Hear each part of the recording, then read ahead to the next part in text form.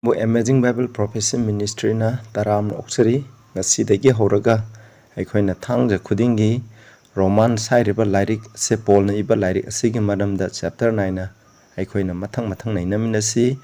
karigidamak Roman chapter 9 na gadarbuno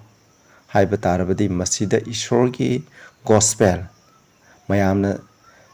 tana dibu gospel ase karino haibdugi asengbodo masida khangba ngamgani aikoina masa tana nainasi ngasina chapter 1 asigi maramda aikoina samlapna nainasi ahanbada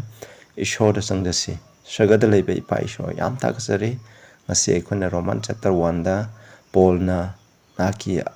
gospel gi maramda kaitang nainariba asigi maramda papsalba naina khara naina gadori masida nakna thawai asengba Changbiduna aina ngamba khudimma naki aningbi matungno ohenbiu tariba shinaw khudingda summa panaida bu bol pinabiu Prabhu Jisu Christ agi mingda khurumjari amen ahanbada Roman chapter 1 khoigi verse 1 to 4 se khoi paminasi aduga yengsi samthamna sum yengminasi isnawsing Wanda Paul, a servant of Jesus Christ, called to be an apostle, separate unto the gospel of God. Verse 1 I say Paul say Prabhu Jisu Christ agi manaini Ishogi pakhonsa pa ama oina kauthoki aduga the gospel of God Ishogi aphabo pause masigi da mamhakte tongana khandokrabani hamni habdi aikoina Ishogi asengba gospel ase khange hab taragadi Paul na sandoliba aphabo opaw ase gospel ne haibu gospel ase karino haibu gospel ase da kari takpi tambi habdugi maramda aikoina yengba yai masini ko verse 2 da Masi which he had promised afore by his prophet in the Holy Scripture. Ishogi aphaba wapaw ase maram isho masamana hana ko aseng ba sastra singda masi mahan wasak pikrabneba maki maichok singi mapana ishogi asa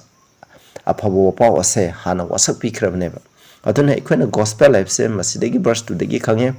gospel life se ikoina Old Testament gi lyric singda su masigi gospel se phangeba masi hana magi maichauksingna hana sandokrabneba hana pikrabneba adugi asengbo gospel adu amukanana Paul na ikoida masana tana khangale masida palliba Holy Scripture asengba shastra sing habse masina min tawibse New Testament ate Paul gi matamda New Testament idri laitri aduna masina khangna dipse ariba waremna bagi Bible sing aikoina Genesis taigina Malachi gi lyric sing adubune akoin Holy Scripture haina palibse isnausing masi yamna maru oi verse 3 da concerning his son Jesus Christ our Lord haidiba shastra asina kari maramda pi mahaki masanupa ipa ishorgi masanupa Jisu Christ aikoi gi Prabhu Jisu Christ gi maramda masina ieba which was made of the seed of David according to the flesh aduna David ki darada aduna according to the flesh hadi hakchang da flesh haibdi aikoi miyobe se ishona sembi ba matanda if adam khaknatana aikoi adam se aikoina an ba sembi ba matanda mokoida akoi miyobe gi sinful flesh hadi aikoina pap ki thilleiba hakchang ase if adam da ishona sembi deba hadi fallen nature haina khane masi shem deba mokoidi unfallen nature semeba adubu pap tawkhraba matungda di Adam gi unfallen nature leiba pap ki ithil leitaba hakchang ado mana pap tawkiba matung dagi di pap ki ithil leiba hakchang ama oirakreba ado hairiba do mipung khudimakta Adam gi matung da lakpa mi khudimakta oikeba Prabhu Jisu Christ amasu maki masada pap ki ithil leiba hakchang ado leiba haidi pap tawba hakchang haiba nate ko pap ki ithil leiba haidi temptation leiba ade sauningba kalakpa mihoba fauningba adugumbagi hakchang ado mangonda lei haiba Mahan kalaki na mihogi pap toki haiba nate masida palibse masi khangba maru oi snapsing masi gi maramda na khoina khangi di Philippians 2 gi 5 to 8 ko ishona Prabhu Jisu Christ je karamba mongda ma ki hakchang je tang panda lakpada karamba mong lokhi habse masida mai chang iribani aduga verse 4 da hayengsi declared to be the son of God with power according to the spirit of holiness by the resurrection from the dead asibadudagi man hinkatuna asengba thawai gi matung ina Prabhu Jisu Christ je ishorgi masani haina sakti ga loina na lauthu e heba habdi Prabhu Jisu Christ je masi baptism gi matam da su lauthu e hinko aduga man sibdagi hinkalakko matam da su ipa ishona masi maki masani habse masina Paul haibigi matungna masi sibagi ma sibadagi hinkatpigi mapana haibani ishorgi masani habse masi ekoina kawgumsi ekobu arangkum pibiba ishorgi masana padu Prabhu Jisu Kristani hai verse 1 to 5 to 8 amu yengsi verse 5 Mahaki mapana ikoina by whom we have received grace and apostleship do Mahaki mapana ikoina thaujal amasung apostleship adi pakhon chatpagi thau pakhon chatpase pakhon chatpagi ase ikoina phangi hamne karigi damak hai for obedience to the faith among all nations for his name magi mingi damak pithibita leiraba jat kudingmaki marakta haiba inbagi thajaba obedience to the faith thajaba atuda haiba inbagi damak aikoina thaujan amasung pakhon chatpa haibase pakhon chatpagi gulai je aikoina phangi hai isinafsa hoje porcelain isinafsa takpi riba gospel gi wapaw asiga polna takpi basi am tonga lesida verse 5 time ni kamaina thaujan phangi aikoina thaujan phangba aikoina pakhol chatpa haibase kanagi mapana phangi Prabhu Jisu Christ gi mapana kari gi damak phangbro thajaba atuda haiba inbagi mapana phangbane haiba aikoina Prabhu Jisu Christ da thajardi haiba inba darka leite haibna kanago misina longakpa darka leite longakpa haraga mina lana khale madu khangenu ko longakpa di imai pan haibin ba lai mutila taba aduna ishogi ming aremba da pandaba kalak taba mi hodaba yengthi daba mi hataba asigum basneba aikoina masibu aphabneba asigum mayam ase thajaba aduda haibe inbagi mapana ne Prabhu Jisu Christ da aikoina thajaragadi haibe inganeba haibe inbadi shastrana takpiriba bible na takpiriba se masi haibe inganeba haibe inbani adugi damak haibane adudagi ekhona thaujan amasung apostleship phangbane haibe inba yaudana grace phangoi sinawsing ka hoina grace as a free gift ni adubu haiba grace as a engonda grace as a lei habidi haibigi sakhi je kaino ishona haiba Prabhu na haibido ingani habse masina yamna mayek senge masida marai yana ningai karimta leite verse 6 da among whom are ye also called of Jesus Christ na koi marakta suko pitibi jatna mak time ni ko hai all nation time ni thajabe pitibi da laibe gentile hoigera amo hoigera Jews hoigera masida haibani aduna haidibasing adugi marakta na khoisu ishona kokthokrabani haini Rome da laiba Christian sing aduda ibani Paul na ibse ko to all that be in Rome beloved of God Rome da laiba punamukta ishona nungsiba called to be sent ishogi damak sense cover sen haibdi dharma senba mi ado sel kawe papi pap to uduna laiba huranduna laiba masin thiduna laiba mi amabu sen kawe yade sinawsang ekoina kawgumse ekoi Christian haraga ekoi je sayen ni haige hai tardi ishona haibe in bado lai kitabneba masin thiba ngamba yade huramba yade habse masine aduni grace to you and peace from God our Father and the Lord Jesus Christ ipa ishom sung Prabhu Jisu Christ na koi da thauchan amsung tha tha bo oishnu hamni koi da ing tha tha peace amsung grace ipa isho Prabhu Jisu Christ gi la I haina mercy verse na pale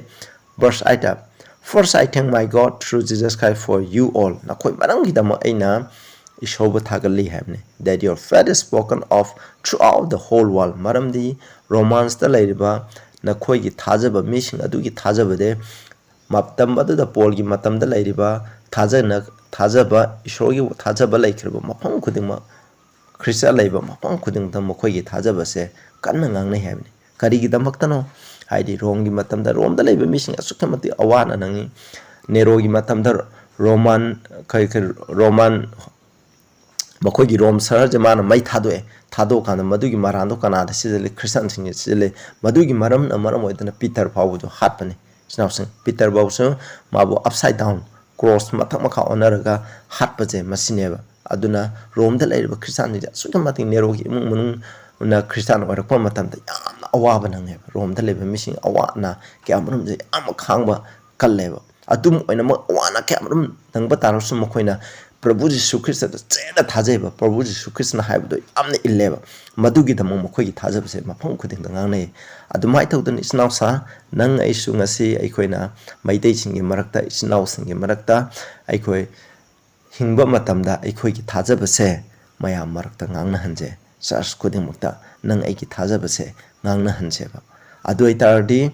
ishorna ai ishobu yamna thagat kane polna thagalise adune madugi damaktaneba koina haibinba koina oise koi thajabase mafang khuding manipur mafang khuding da on laiban lakani mina ikobu laikai ri kitan thokpa khangde ama khangde maram ama gi damak yamna maran thaijanba kari khra yam lakani adubu aduguma matam madu koina chena lepse aikoina aphobdo tawraga lepse aina ina mayam da appeal tawjare amung mathang da ikoi yengminase 9 to 12 da amung yengse ko maramdi ishona aigi sakhini aina whom I serve with my spirit in the gospel of his son mahaki masana pagi aphabo wapa waduda aigi thawai aigi pangal sakti ga loinan aina seba tawri hamne Paul habse that without ceasing I make mention of always in my prayer aina nakoi dam rom da leirba nakoi gidam aina lepan aidan haijari sinaw sing ekoi manipur da leirba koi sinaw khuding makidama ekoi christian sinaw khuding makidama amana amagi asonba gidama ekoina haijaminaba lepan aidana haijaminaba se yamna maru oi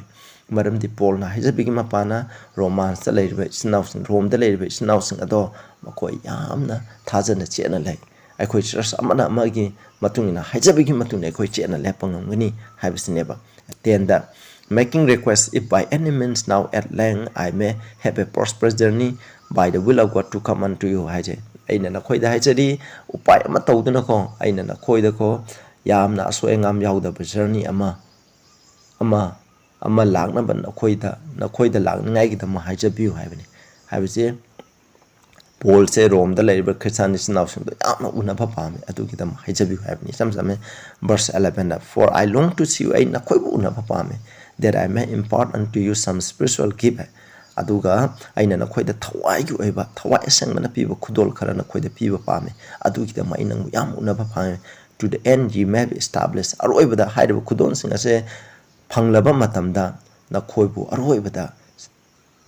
aroiba phawba na khoi shamkhana bu sabjung na ko achumba adu da sabjung na kana gumba amana kari gumba itelamana otpa naibana hatpa tupana hanko na khoibu lenghan bangam loroidaba sabjung na lepa aset pa christian ama haibdo oiningai gidam aina na khoida thawai goi bu khudol khara piba pami hamne adu gidam aina khoibu raba pami hamne khoina church ta leibe chinauksang da masi khudol je pina bhona gadamne hairiba thawai khudol adu karino haina ikhoina naina base matam yam sangani na khoina 1 Corinthians 12 ta phasana pabiro hairiba 1 Corinthians 12 ta paleba thawai go iba khudol sing spiritual gifts sing ase ikhoina lairaba matam da ikoi aset pa christian khoina kari gumba upai amatana kari gumba mihan mipuna kari gumba any upai amna saitan ya themba time pamgi thirana lairi kuting man ko lenghan bangam lori da sabjung na lep na leiba mara set na leiba christian ma hebdo ohen bangam khaneba madugi tamar 1 Corinthians 12 che pabio that is that I may be comforted together with you by the national mutual faith on both of you and me nang aigi marakta achet pathasana ba leibase masigi mapana ikoi nungai na khoi punna ko comfort tawna nungai na leimina ningai ki damak ta ne khoi christian oi ba khoi cha ma ga puning thogan haraga nungai na leigi dabani masini khoi mathang da mu cha che verse 13 to 15 da now I would not have you ignorant brethren that often I propose to come unto you aina khoi da ko khanganing da bado ai tawroroi aina khoi ai toina aina khoi da lakna ba honai honaki habs aina na khoi da khanganing da ba tawroroi but it was led hitherto that I may have some fruit among you also even among other Gentiles atopa Gentile chinda laibagumna na khoi gi marakta ju mahi khara yalanningi habne Christian oi habse khoina mahi yan basneba aduna madugi dama ikoina Paul habse aina na khoi da lakpa propose tawe ko pandam lei haina Paul na phongdoeba ikoi ju church ta chalaga khoi chinau sinda khoina thaja ba sandong na habse yam dar kalai maramdi Christian oi da quite more habse Christian gi mahi yan basneba fruit yan baje thawai sam gi mahi yan baje masneba 14 da I'm debtor both to the Greeks and to the barbarian both to the wise and to the unwise habse so as much as in me is I'm ready to preach the gospel to you that are at Rome also masi Paul habse Greek barbarian adi ishor da basing missing asing basing da missing da ko ai laman tole kari gi laman no ishor gi pauksan don ngai gi dama habne aduna Rome da leiriba missing adu da su ai ishor gi pau sandon na ba thorang ready leire thorang thore habne ꯑꯩꯈꯣꯏꯅ ꯏꯆꯤꯟꯅꯥꯎꯁꯤꯡ ꯑꯩꯈꯣꯏ ꯂꯩꯔꯤꯕ ꯃꯩꯇꯩ ꯏꯆꯤꯟꯅꯥꯎꯁꯤꯡꯗ ꯂꯩꯔꯤꯕ ꯑꯩꯈꯣꯏ ꯍꯣꯏ ꯆꯤꯡꯃꯤꯁꯤꯡ ꯑꯌꯥꯝꯕꯅ Christian ꯑꯣꯏ ꯑꯗꯨꯕꯨ Christian ꯑꯣꯏꯕ ꯆꯤꯡꯃꯤꯁꯤꯡꯒꯤ ꯃꯔꯛ ꯑꯗꯨꯒ ꯇꯝꯄꯥꯛꯇ ꯂꯩꯔꯤꯕ ꯏꯆꯤꯟꯅꯥꯎꯁꯤꯡꯒꯤ ꯃꯔꯛꯇ ꯏꯁꯣꯔꯒꯤ ꯋꯥꯄꯥꯎ ꯁꯟꯗꯣꯛꯅꯤꯡꯉꯥꯏꯒꯤꯗꯃꯛ ꯈ꯭ꯔꯤꯁꯇꯥꯟ ꯑꯣꯏꯈ꯭ꯔꯕ ꯑꯩꯈꯣꯏꯁꯦ ꯂꯃꯟ ꯇꯣꯜꯂꯕꯅꯦꯕ ꯕꯥꯏ ꯑꯦꯅꯤ ꯃꯤꯟꯁ ꯑꯩꯈꯣꯏꯒꯤ ꯋꯥꯉꯥꯡ ꯁꯉꯥꯡꯅ ꯋꯥꯄꯥꯎꯅ ꯑꯩꯈꯣꯏꯒꯤ ꯇꯧꯊꯣꯔꯛꯄ ꯊꯕꯛꯁꯤꯡꯅꯀꯣ ꯃꯁꯤ ꯃꯈꯣꯏꯗ ꯏꯁꯣꯔꯒꯤ ꯋꯥꯄꯥꯎ ꯑꯁꯦ ꯑꯩꯈꯣꯏꯅ ꯁꯟꯗꯣꯛꯅꯕ ꯍꯣꯠꯅꯒꯗꯕꯅꯦꯕ ꯃꯁꯤꯒꯤꯗꯃꯛ ꯔꯦꯗꯤ ꯇꯧꯒꯗꯕꯅꯦꯕ ꯀꯅꯥꯒꯨꯝꯕ ꯃꯤꯅ ꯇꯥꯅꯤꯡꯉꯦ ꯍꯥꯏꯕ ꯃꯇꯝꯗ ꯔꯦꯗꯤ ꯇꯧꯒꯗꯕꯅꯦ ꯑꯥꯏ ꯑꯦꯝ ꯔꯦꯗꯤ ꯑꯩꯁꯨ ꯔꯦꯗꯤꯅꯤ ꯀꯅꯥꯒꯨꯝꯕ ꯃꯤꯅ ꯏꯁꯣꯔꯒꯤ ꯋꯥꯄꯥꯎ ꯇꯥꯅꯤꯡꯉꯤ ꯂꯥꯛꯄꯤꯌꯨ ꯍꯥꯏꯕ ꯃꯇꯝꯗ ꯔꯦꯗꯤꯅꯤ ꯃꯁꯤ ꯑꯩꯈꯣꯏ ꯈꯨꯗꯤꯡꯃꯛ ꯔꯦꯗꯤ ꯂꯩꯒꯗꯕꯅꯤ ꯃꯔꯝꯗꯤ ꯏꯁꯣꯔꯒꯤ ꯑꯩꯈꯣꯏ ꯃꯤꯑꯣꯏꯕꯕꯨ ꯀꯟꯕꯤꯕ ꯍꯥꯏꯕꯁꯦ ꯃꯁꯤꯒꯤ ꯃꯄꯥꯟ ꯈꯛꯇꯅ ꯀꯟꯕꯤꯒꯅꯦꯕ ꯃꯊꯪꯗ ꯌꯦꯡꯁꯦ ꯋꯥꯠ ꯏꯁ ꯒꯣꯁꯄꯦꯜ ꯑꯐꯕ ꯋꯥꯄꯥꯎ ꯄꯣꯜꯅ ꯄꯤꯕ ꯑꯐꯕ ꯋꯥꯄꯥꯎ ꯕꯥꯏꯕꯜꯗ ꯌꯥꯎꯔꯤꯕ ꯑꯐꯕ ꯋꯥꯄꯥꯎ ꯑꯁꯦ ꯀꯔꯤꯅꯣ ꯍꯥꯏꯕꯁꯦ ꯔꯣꯃꯥꯟꯁ 1ꯒꯤ 16 to 18ꯅ ꯐꯖꯅ ꯃꯌꯦꯛ ꯁꯦꯡꯅ ꯇꯥꯜꯂꯤ ꯃꯁꯤ ꯌꯦꯡꯃꯤꯟꯅꯁꯦ for marandi I am not ashamed of the gospel of Christ Paul haibse keno ai na khoida isol opau sandon ngai ready lere rom da lebe misam apang khuding da ready lere marandi karigino haibada ai isol opau sandok pade ikaiba phaude haibne akhona karigi da mai isol opau sandok pade ikaiba phaugadribna marandi for it is the power of God unto salvation to everyone that believe to the Jews first and to also the Jews thajaba khudimakta Jews singda hanba the Jews singda arang khubanggi wasakte ishona pibiki aduga mathangda Greek da mukpi Greek aduga atopo hujik lairiba khoi da singda piba karamba mida thajaba mipum khudimakta ishogi arhan khubanggi shakti ado masine maramdi masi haidi ishogi opo asina thajaba mipum khudimakta arhan khubam phanganbagi shakti ado ishogi shakti ado yawe piyaba masine ko hairiba shakti asina kari tawi habje khoni yengeba for maramdi therein is the righteousness of God revealed from faith to faith haibdi ishogi aphawo pawda therein adi in the gospel haibne ishogi aphawo pawda ishogi dharma sembada phongdu eba from faith to faith thajaba amada gi thajaba amda haidi thajaba gi khoina step lay thajaba je ahanba khongthang ani suba om suba thajaba je sum wangkhalakadabane ba masi gi thajaba je ꯑꯩꯈꯣꯏ ꯊꯥꯖꯔꯦ ꯑꯩꯈꯣꯏ ꯄ꯭ꯔꯚꯨꯗ ꯊꯥꯖꯔꯦ ꯑꯩꯈꯣꯏ Christian ꯑꯣꯏꯔꯦ ꯍꯥꯏꯔꯒ neutral ꯑꯣꯏꯅ ꯂꯩꯔꯕ ꯑꯩꯅ ꯃꯃꯥꯡ ꯆꯍꯤꯗ ꯂꯩꯔꯝꯕꯒꯤ ꯑꯦꯛꯁꯄꯤꯔꯤꯌꯦꯟꯁꯀ ꯉꯁꯤ ꯂꯩꯔꯤꯕ ꯑꯦꯛꯁꯄꯤꯔꯤꯌꯦꯟꯁꯀ ꯀꯔꯤꯝꯇ ꯑꯍꯣꯡꯕ ꯂꯩꯇ꯭ꯔꯕ ꯑꯗꯨꯗꯤ ꯑꯩꯈꯣꯏꯗ ꯑꯁꯦꯡꯕ ꯊꯥꯖꯕꯗꯨ ꯂꯩꯇꯦꯕ ꯑꯩꯈꯣꯏ ꯊꯥꯖꯕꯁꯦ ꯍꯦꯟꯒꯠꯀꯗꯕꯅꯦꯕ ꯁ꯭ꯇꯦꯞ ꯕꯥꯏ ꯁ꯭ꯇꯦꯞ ꯊꯥꯖꯕ ꯍꯦꯟꯒꯠꯂꯛꯏ ꯃꯇꯨꯡ ꯏꯁꯣꯔꯅ ꯍꯥꯏꯕ ꯏꯜꯂꯛꯀꯅꯦꯕ ꯍꯦꯟꯅ ꯑꯐꯕ ꯈ꯭ꯔꯤꯁꯇꯥꯟ ꯑꯃ ꯍꯥꯏꯕꯁꯦ ꯑꯩꯈꯣꯏꯅ ꯑꯣꯏꯔꯛꯀꯅꯤ ꯃꯁꯤꯅꯦꯕ ꯃꯁꯤꯗ ꯃꯔꯝꯗꯤ ꯑꯩꯈꯣꯏꯅ ꯊꯥꯖꯕ ꯍꯦꯜꯂꯤꯕ ꯃꯈꯩ ꯏꯁꯣꯔꯒꯤ ꯙꯔꯃ ꯆꯦꯟꯕꯁꯦ ꯍꯦꯟꯒꯠꯂꯛꯀꯅꯦꯕ ꯃꯆꯤꯟ ꯊꯤꯕ ꯉꯥꯡꯕ ꯑꯩ ꯃꯆꯤꯟ ꯊꯤꯕ ꯉꯥꯡꯉꯔꯣꯏ ꯍꯦꯡꯀꯣ ꯑꯣꯏꯗꯕ ꯉꯥꯡꯕ ꯃꯤ ꯑꯣꯏꯗꯕ ꯉꯥꯡꯂꯔꯣꯏ ꯍꯨꯔꯥꯟꯕ ꯀꯠꯂꯛꯄ ꯃꯤꯍꯧꯕ ꯌꯦꯡꯊꯤꯕ ꯇꯨꯀꯠꯆꯕ ꯂꯩꯔꯝꯕ ꯃꯌꯥꯝꯁꯦ ꯂꯣꯏꯅꯃꯛ ꯍꯣꯡꯗꯣꯛꯈ꯭ꯔꯅꯦꯕ ꯀꯔꯤꯅ ꯏꯁꯣꯔꯒꯤ ꯙꯔꯃ ꯆꯦꯟꯕꯅ ꯍꯥꯏꯕꯗꯤ ꯃꯥꯛꯀꯤ ꯅꯨꯡꯁꯤꯕꯅ ꯂꯣꯏ ꯑꯣꯈ꯭ꯔ ꯌꯥꯝ ꯇꯞꯄ ꯈ꯭ꯔꯤꯁꯇꯥꯟ ꯑꯃ ꯑꯣꯏꯔꯛꯀꯅꯤ ꯍꯥꯏꯕꯁꯤꯅꯦꯕ ꯃꯁꯤꯗ ꯍꯥꯏꯁꯦ as it is written asumna ige the just shall live by faith thajaba misingje aseng dharma chemba misingje thajabagi mapana hingani hamne ꯑꯩꯈꯣꯏꯅ ꯙꯔꯃ ꯆꯦꯟꯕꯁꯦ ꯊꯥꯖꯕꯒꯤ ꯃꯄꯥꯟ ꯍꯤꯡꯒꯅꯤ ꯙꯔꯃ ꯆꯦꯟꯕ ꯍꯥꯏꯕꯗꯤ ꯄꯥꯞ ꯇꯧꯗꯕ ꯃꯤ ꯑꯗꯨꯕꯨꯅꯦꯕ ꯄꯥꯞ ꯇꯧꯗꯕ ꯙꯔꯃ ꯆꯦꯟꯕ ꯃꯤꯁꯤꯡ ꯑꯁꯦ ꯄꯥꯞ ꯇꯧꯗꯅ ꯍꯥꯏꯕꯗꯤ ꯃꯤ ꯍꯥꯠꯇꯨꯅ ꯍꯨꯔꯥꯟꯗꯨꯅ ꯃꯆꯤꯟ ꯊꯤꯗꯨꯅ ꯂꯩꯔꯣꯏꯕ ꯃꯁꯤ ꯀꯔꯤꯒꯤ ꯃꯄꯥꯟꯅ ꯄ꯭ꯔꯚꯨꯗ ꯊꯥꯖꯕꯒꯤ ꯃꯄꯥꯟꯅ ꯍꯥꯏꯔꯤꯕ ꯐꯠꯇꯕ ꯊꯕꯛꯁꯤꯡ ꯑꯁꯦ ꯂꯣꯏꯅ ꯊꯥꯗꯣꯛꯀꯅꯦꯕ ꯑꯗꯨꯒ ꯙꯔꯃ ꯆꯦꯟꯕꯒꯤ ꯊꯕꯛ ꯇꯧꯒꯅꯤ verse 18 for maramdi the wrath of God is revealed from heaven against all ungodliness and unrighteousness of men who hold the truth in unrighteousness masida ishogi mayona sawbado dharma sendaba khudimakta haithare habne aduga ungodliness haidi ishogi lamchat manadaba unrighteousness of me dharma sendaba khudimakta haide habne ishogi sawbado who hold the truth in unrighteousness achumbado dharma sendana paiba habne asi ai khudam pige ai prabhu thajaragadi ai longa kodarka leite ai mi halasu ya habigi wakhal ama leibase masigumba wakhal se krista da thajari dai loi kanbigre ai longa keranga oira darka leite ka haba asigumba se aramba da thajabane ishona habani sida ishogi asaw je dharma chenda ba habdi kalakpa mi hobi yang thiba ain thugai ba adubane laimuti latpa ishogi ming aremada pamba saban ngak taba imai pana haibe indaba kalak adagi mitu miwala na ba oidaba ngangba machin thiba haiba phattaba sing ase asigi masanga kane de ate yam lairi horem palakani ko makhatana adugumba mising aduda ishogi mai heno sawaje heideeba haidi pap tawduna leiba papi haibidi pap tawduna leiriba ꯊꯥꯗꯣꯛꯇꯅ ꯄꯥꯞ ꯇꯧꯗꯨꯅ ꯐꯠꯇꯕ ꯊꯕꯛ ꯇꯧꯗꯨꯅ ꯂꯩꯔꯤꯕ ꯃꯤꯁꯤꯡ ꯑꯗꯨꯗ ꯏꯁꯣꯔꯒꯤ ꯃꯩꯍꯧꯅ ꯁꯥꯎꯕꯁꯦ ꯍꯩꯗꯩ ꯍꯥꯏꯕꯅꯦꯕ ꯃꯁꯦ ꯑꯗꯨꯅ ꯑꯩꯈꯣꯏ ꯄ꯭ꯔꯚꯨꯗ ꯊꯥꯖꯈ꯭ꯔꯦ ꯍꯥꯏꯔꯒ ꯑꯩꯈꯣꯏ ꯑꯗꯨꯒꯨꯝꯕ ꯊꯕꯛꯁꯤꯡ ꯑꯗꯨ ꯇꯧ ꯇꯥꯔꯒꯗꯤ ꯏꯁꯣꯔꯒꯤ ꯃꯩꯍꯧꯅ ꯁꯥꯎꯕꯁꯦ ꯍꯩꯗꯒꯅꯦꯕ ꯄ꯭ꯔꯚꯨꯗ ꯊꯥꯖꯕ ꯇꯥꯔꯒꯗꯤ ꯑꯩꯈꯣꯏ ꯍꯥꯟꯅ ꯈ꯭ꯔꯤꯁꯇꯥꯟ ꯑꯣꯏꯗ꯭ꯔꯤꯉꯩꯗ ꯇꯧꯔꯝꯕ ꯐꯠꯇꯕ ꯇꯥꯏꯕꯪꯄꯥꯟꯒꯤ ꯃꯤꯁꯤꯡꯅ ꯇꯧꯔꯤꯕ ꯐꯠꯇꯕ ꯃꯌꯥꯝꯁꯦ ꯄꯥꯞꯀꯤ ꯊꯕꯛꯁꯤꯡ ꯑꯁꯦ ꯂꯣꯏ ꯊꯥꯗꯣꯛꯀꯅꯦꯕ ꯈ꯭ꯔꯤꯁꯇꯥꯟ ꯑꯣꯏꯔꯛꯄ ꯃꯇꯝꯗ ꯈ꯭ꯔꯤꯁꯇꯥꯟ ꯑꯣꯏꯔꯒ ꯊꯥꯗꯣꯛꯇꯅ ꯑꯩ ꯈ꯭ꯔꯤꯁꯇꯥꯟꯅꯤ ꯄ꯭ꯔꯚꯨꯗ ꯊꯥꯖꯔꯗꯤ ꯑꯩ ꯂꯣꯏ ꯀꯟꯕꯤꯈ꯭ꯔꯦ ꯃꯁꯤ ꯍꯣꯡꯗ꯭ꯔꯁꯨ ꯌꯥꯏ ꯍꯥꯏꯕꯁꯦ ꯃꯁꯤ ꯑꯔꯥꯟꯕꯅꯦꯕ ꯃꯁꯤ ꯕꯥꯏꯕꯜꯅ ꯇꯥꯛꯄꯤꯗꯦ ꯄꯣꯜꯅ ꯇꯥꯛꯄꯤꯗꯦꯀꯣ ꯑꯗꯨꯒ ꯑꯃꯨꯛ ꯌꯦꯡꯁꯦ ꯔꯣꯃꯥꯟꯁ 1ꯒꯤ 19-21 ꯃꯔꯝꯗꯤ ꯀꯔꯤꯒꯤ ꯍꯥꯏꯗꯔꯤꯕꯅꯣ ꯏꯁꯣꯔ ꯈꯪꯗꯕ ꯃꯤꯁꯤꯡꯗ ꯖꯟꯇꯥꯜꯁꯤꯡꯗ ꯏꯁꯣꯔꯒꯤ ꯑꯁꯥꯎꯕ ꯍꯥꯏꯗꯔꯤꯕꯁꯤꯒꯤ ꯃꯔꯝꯗꯤ ꯀꯔꯤꯅꯣ ꯍꯥꯏꯕꯗꯤ ꯃꯔꯝꯗꯤ that which may be known of God is manifest in them for God has shewed it unto them ꯍꯥꯏꯗꯤ ꯏꯁꯣꯔꯒꯤ ꯃꯔꯝꯗ ꯈꯪꯕ ꯌꯥꯕ ꯃꯈꯩꯗꯣ ꯃꯈꯣꯏꯗꯣ ꯎꯠꯊꯣꯛꯄꯤꯈ꯭ꯔꯦ ꯀꯃꯥꯏꯅ ꯎꯠꯊꯣꯛꯄꯤꯕ꯭ꯔꯥ ꯌꯦꯡꯁꯤꯀꯣ for the invisible things of him from the creation of the world are clearly seen being understood by the thing they are made ꯍꯥꯏꯗꯤ ꯏꯁꯣꯔꯒꯤ ꯑꯣꯏꯕ ꯒꯨꯟꯁꯤꯡ ꯎꯕ ꯉꯝꯗꯕ ꯈꯪꯕ ꯉꯝꯗꯕ ꯃꯒꯨꯟꯁꯤꯡ ꯑꯗꯣ things ꯏꯁꯣꯔꯒꯤ ꯑꯣꯏꯕ ꯄꯣꯠꯁꯤꯡ ꯑꯗꯣ ꯃꯁꯤ ꯎꯕ ꯉꯝꯗꯕ ꯈꯪꯕ ꯉꯝꯗꯕ ꯏꯁꯣꯔꯒꯤ ꯑꯣꯏꯕ ꯒꯨꯟꯁꯤꯡ ꯑꯗꯣ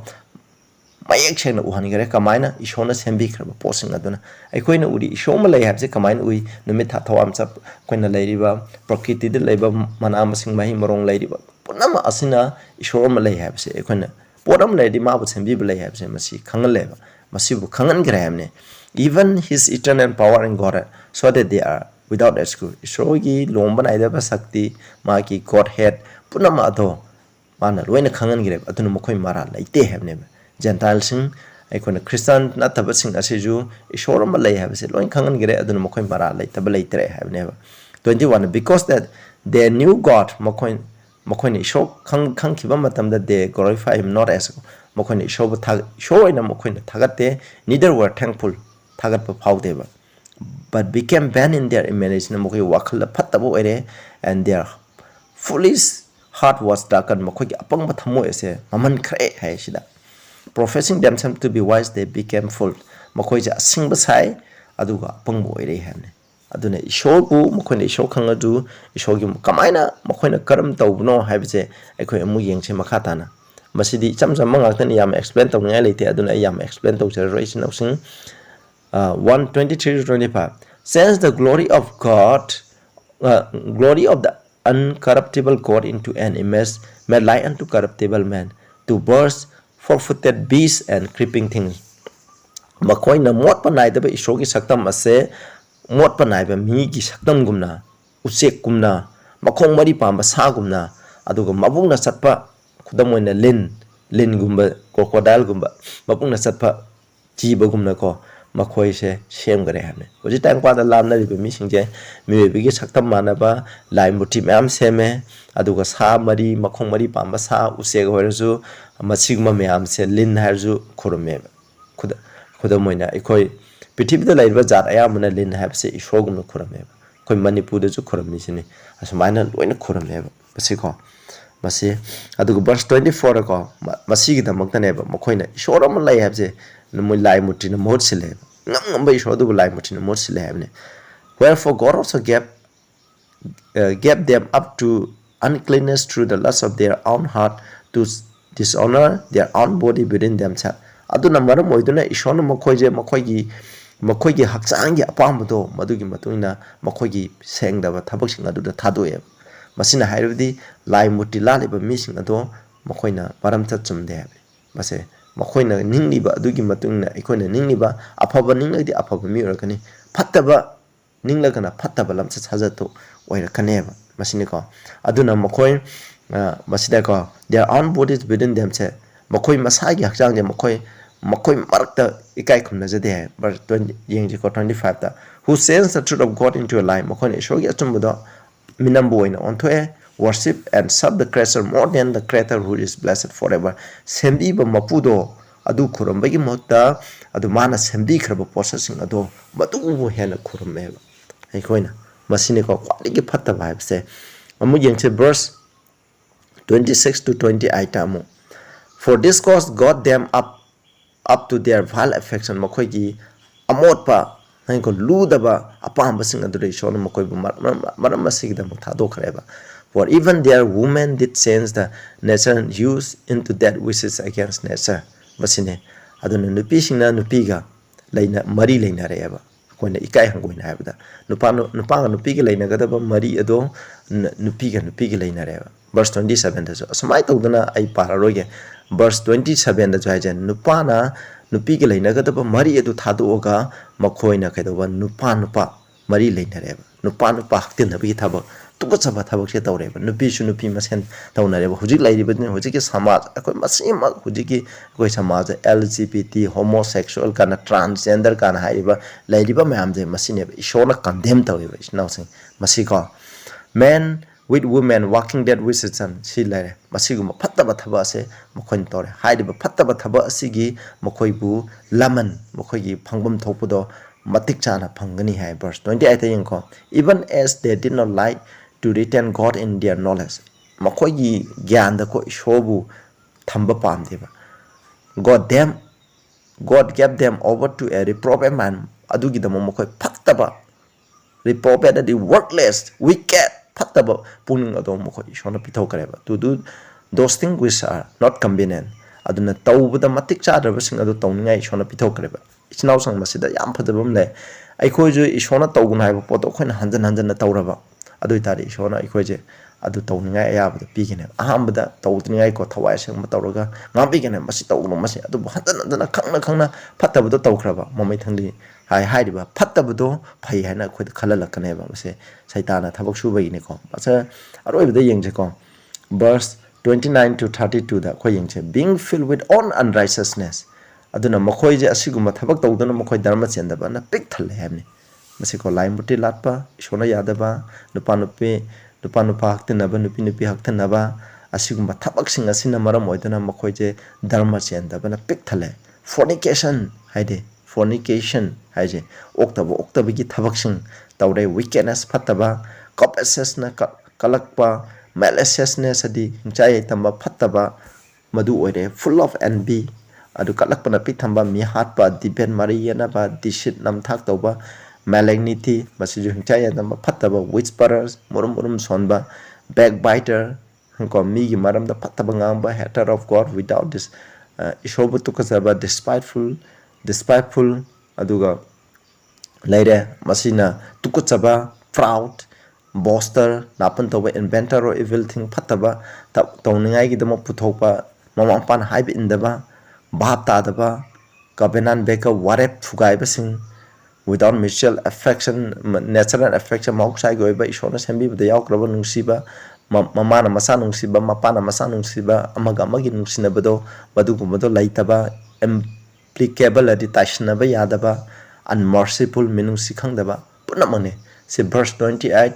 30 da palibase paaki thabang aktane ishogi wild jathang thugaiba gi thabak tune masigi masa taba ngaktane besnawtha masiguma tawba mising haibneba akoina christian ama oiraga prabhu da thajar haraga masiguma thabak singa se tawba yaba nate besnawsa akoina kauroi dabade masine ko masida hairibse aduga who knowing the judgment of God makoi je ishogi wild adu khangi that they wish commit such things are worthy of that asiguma tawba mising do sibada matik chai hamne habi lomba naidaba sibada matik chai hamne not only to do the same asiguma si samana na tawba ta natana but have pleasure in them that do them makoi bu tawriba mising aduda harawba ekhan nungaiba phawse ekoi isamana tawdragasu masiguma tawbada nungaiba phawbase masiguma mising aduda sibada matik chai hai aduna isnaw sang aina roibda haijanli Paul na piriba Romans 1 gi matu ina piriba apabo paudi karino Prabhu Jesu Christa da thajabagi mapana aikoi hana dharma chendana lairamba asigumba Romans 29:32 da lairiba phattaba thabak nupan haktinaba nupi haktinaba oidaba ngangba machin thiba napan tawba adu hingchai tamba kalak mi hoba yengthiba lairiba kudingma ase masigumba lairiba mayam ase aikoina Prabhu Jesu Christa ngonda thajaba matamda mana aikoida thaujan pibira kanda masigumba thabak khuding masa loina thadolaga aduna ishorgi shakti na Prabhu gi shakti adugi mapana aikoina Christian ama oibado ngamganeba Christian ni hairaga aikoina ishor Prabhu Jesu Christa bu kambiba mapuni haina loksandring ida tawramba phattaba thabak sing ado Christian ama oirba matamda di madu thadokadamneba madu thadokningai gi shakti do ishor gi afabo pau da lay aduna akhona Romans 1 gi 16 to 18 da pallido masi ko masi da ishor gi afabo pau jana shakti piba ngamane papi oina hingliba ikoise ishor gi thaujan adugi mapana shakti adugi mapana pap yaudana pap tawdana hingba ngamba misa amadu oheleba masi afabo pau ne hairiba thaujan ase karigi mapana phangi haiba inbagi mapana phangi haina ikoini ngasi naina khreba masi asangbo pau ne akhona Romans 2 da so amu naina se 3 da so amu Paul na sandoli bo pau se karina habda naina min se dabiba mayam khuding da ishonu bo bibo ishnu patna tawse masi gi sermon ase na khoina mipung khuding ta share tawpio sagada lebe payam tha ka sare kono Romans 1 ki matung na Paul na piba apau pau karina habda naina khra bo khang khra bo khuding mase induna chatpang manbiu Prabhu Jesu gi mingda khorum jari amen.